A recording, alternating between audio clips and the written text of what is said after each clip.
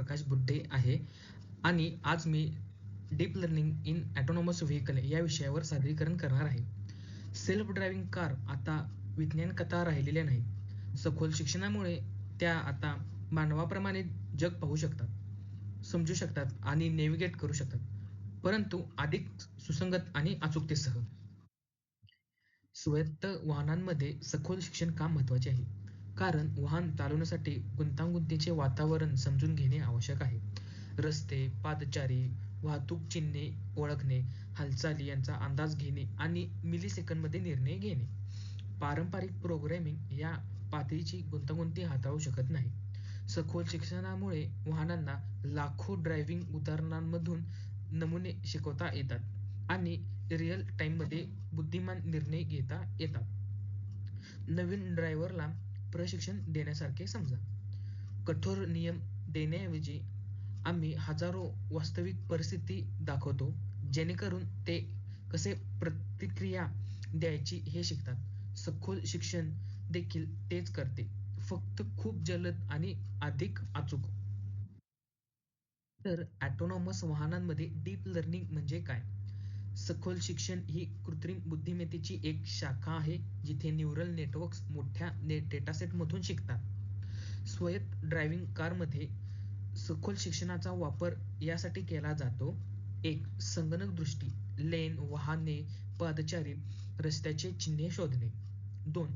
Sensor fusion, camera, LiDAR, signals, radars आणि GPS यांचे संयोजन. 3. मार्ग नियोजन, सर्वोत्तम मार्ग आणि युक्ती ठरवणे. 4. अंदाज मॉडेल, जवळच्या वस्तूच्या हालचालीचा अंदाज लावणे. आणि 5. नियम प्रणाली, प्रवेग, ब्रेकिंग आणि सुरळीतपणे स्टीअरिंग. स्वायत्त वाहनात सखोल शिक्षण कसे कार्य करते? वर्कफ्लोमध्ये सामान्यतः हे समाविष्ट आहे: 1. डेटा संकल्पना, ड्रायव्हिंग व्हिडिओज, रडार्स आणि LiDAR सिग्नल रेकॉर्ड करणे. 2. न्यूरल नेटवर्कचे प्रशिक्षण, परिस्थिती ओळखण्यासाठी आणि अंदाज लावण्यासाठी मॉडेल शिकवणे. 3. Object detection, YOLO, fast RCNN सारखे मॉडेल रस्त्यावरील ऑब्जेक्ट डिटेक्ट करतात. विभाजन, CNN वापरून रस्त्याच्या सीमा आणि वाहन चालवण्यासाठी योग्य क्षेत्र समजून घेणे. 5. सेन्सर फ्युजन, अचूक आकलनासाठी वेगवेगळ्या सेन्सर्स आउटपुटचे संयोजन. आणि 6. निर्णय घेणे आणि नियंत्रण, नेव्हिगेशन निर्णयासाठी मजबूतीकरण शिकवते. उदाहरणार्थ, कॅमेरा एक वर्दळीच्या रस्त्याचे छायाचित्रण करते. न्यूरल नेटवर्क कार आणि गर्दीच्या लोकांना शोधतात.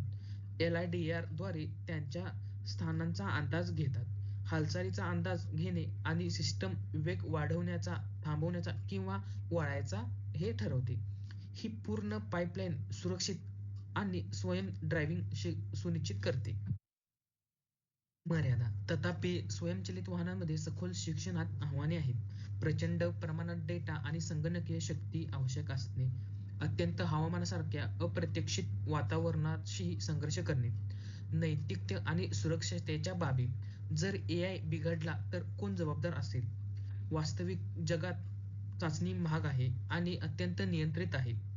एज केस म्हणजे दुर्मिळ घटक अजूनही अपयश कारणीभूत ठरू शकतात. प्रगत AI असूनही खरे पूर्णपणे स्वयंचलित ड्रायव्हिंग साध्य करणे कठीण आहे. निष्कर्ष. शेवटी सखोल शिक्षण हे स्वायत्त वाहनांचे मेंदू आहे, जे त्यांना जग पाहण्यास, समजून घेण्यास आणि नेव्हिगेट करण्यास सक्षम करते. यामुळे ऑटोमोशन उद्योगातील अधिकच परिवर्तन झाले आहे आणि AI, hardware, 5G, edge computing आणि रिअल वर्ल्ड ड्रायव्हिंग डेटासेटमधील भविष्यातील प्रगतशील स्वायत्त वाहने अधिक विश्वासार्ह आणि व्यापक आहेत.